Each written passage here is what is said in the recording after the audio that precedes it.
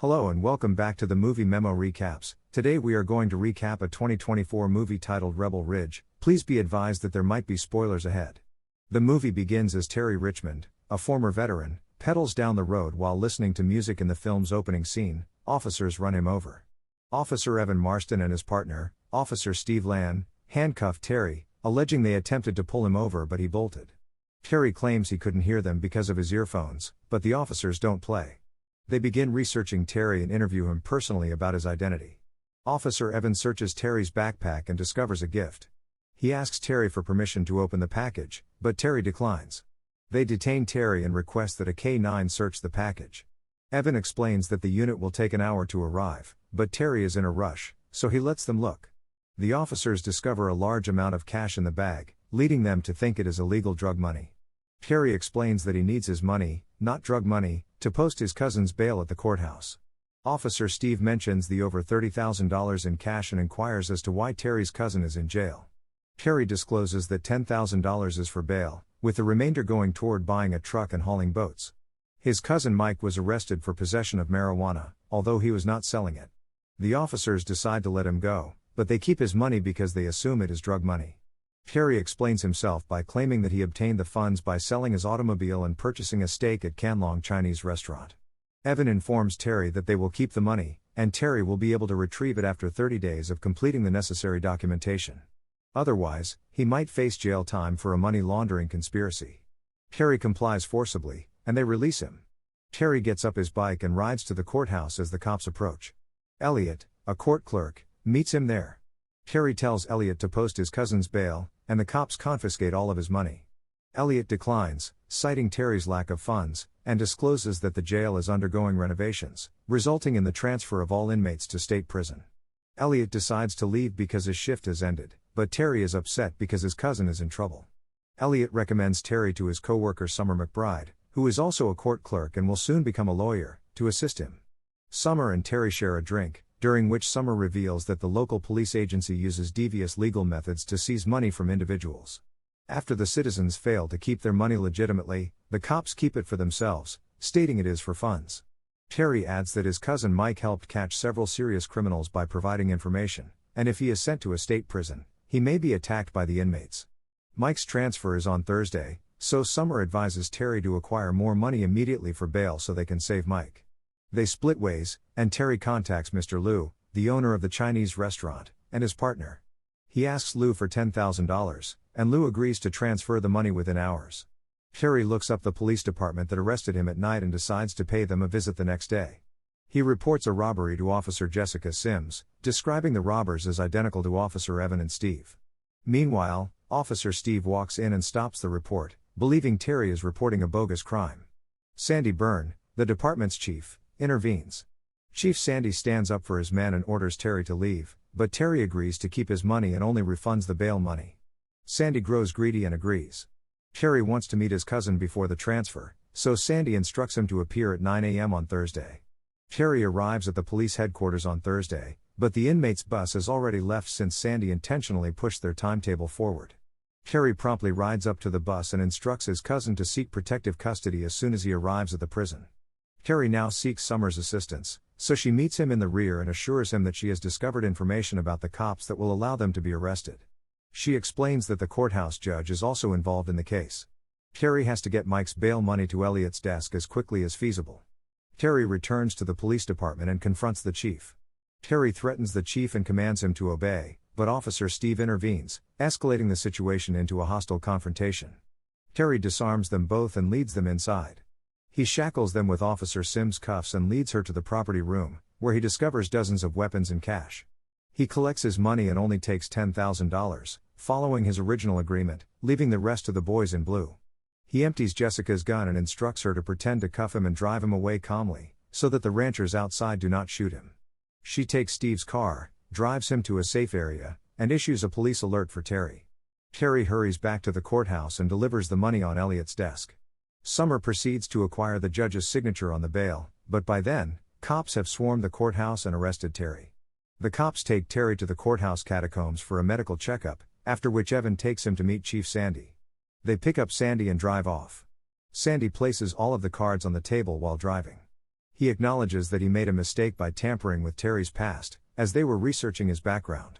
They arrive at a hospital, where Sandy hands Terry his remaining cash, instructing him to remain silent and pretend nothing occurred. Otherwise, they can imprison him for 30 years for assaulting them. Sandy reveals that Mike suffered an attack in the prison and is currently undergoing medical treatment at this hospital. Terry is frustrated and agitated, so he accepts the offer, but Sandy tells him never to return to this place. Otherwise, he will be eliminated. Terry enters Mike's hospital, but he does not survive. Terry now begs Summer for a lift back to his hometown. A cop pursues them, and Summer confesses that it's her friend in the police who is keeping an eye on her. Terry is frustrated and ignores Summer's attempts to explain that there have been more cases similar to Mike's and that the cops need to face justice. He offers Summer his emergency phone number and bids her goodnight. Summer returns home and awakens in the middle of the night to find that someone has invaded her house and drugged her.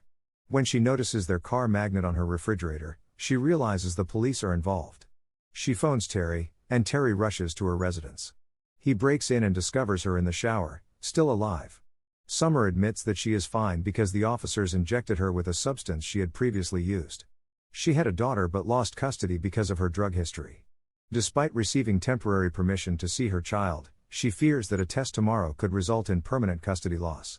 Terry assures her not to worry and sends Summer to her job. Surprisingly, the judge wants to meet with Summer and have her tested for drugs, indicating that he is cooperating with the police. Summer is terrified but cooperates. She submits her urine sample and sobs, knowing her fate. Terry, on the other side, meets Officer Steve, who urges his companions to join him in blocking the street. Terry cooperates, but Steve shoots him for returning to town. Terry is injured but fights back. With his rifle, he tases Steve and drives off into the fields. Terry immediately abandons his truck, walks to his Chinese hotel, and telephones Summer, requesting burner phones. Summer arrives at the restaurant with the phones and finds Terry injured, while Mr. Liu treats him. Terry and Summer intend to collect evidence on the officers and bring them in. They go undercover and break into the judge's home. When they confront the judge about the corruption among the cops, he admits that he has been working with Sandy for quite some time. Sandy's department ran out of funding, so he brought in his own money by unlawfully searching and processing the procedures in court, where the defendant had to fight for their money, but they always lost. The judge was involved because he was also receiving money, and the state legalized it because some of the money would go to government support. The cops would conduct traffic stops, which would be equally as rough as Terry's at the beginning of the film. The cops filmed these searches on their dashboards, which could potentially serve as evidence against them. Terry and Summer intend to grab the tape from the courthouse's catacombs. They enter the courthouse and discover that the cops are ahead of them. They start a fire to destroy the evidence room, but Summer extinguishes it. To avoid suspicion, they swiftly steal the memory cards and restart the fire. Terry walks out of the car and waits for Summer to retrieve her pee sample. Regrettably, the authorities apprehend her. Terry waits for Summer outside and discovers that the cops have kidnapped her. He follows them to a shady location where they split up and depart. Terry drives into the cop's vehicle, but one cop remains behind. He chokes the cop before handcuffing him for questioning. Terry uses his radio to communicate with Sandy. Sandy strikes a deal to trade Summer for the memory cards. Terry accepts, and Sandy instructs him to meet at Rebel Ridge before sunrise. Sandy's men wait at Rebel Ridge till sunrise, but Terry does not show up.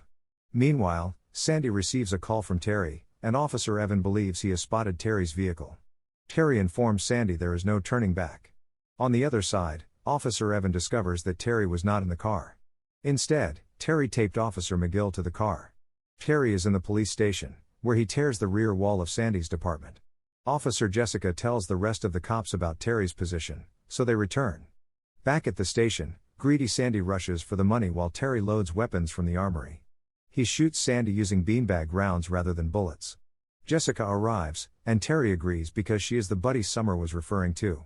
Terry trusts Jessica with the memory cards and instructs her to release them. He confiscates Sandy's arsenal, but Sandy's men appear outside. Terry offers Jessica a loaded gun to hide his tracks, and he heaps Sandy's money on it, intending to pour gasoline on it. Jessica confronts Terry and tells him she does not want any shooting, so she takes him outside. Officer Steve confronts Terry and stomps his memory cards. Steve explains that he knocked Summer out so they could shoot him without witnesses. Officer Evan realizes their actions are wrong and takes action to protect Terry. They all point weapons at each other, but Sandy shoots Evan's leg and confiscates his gun.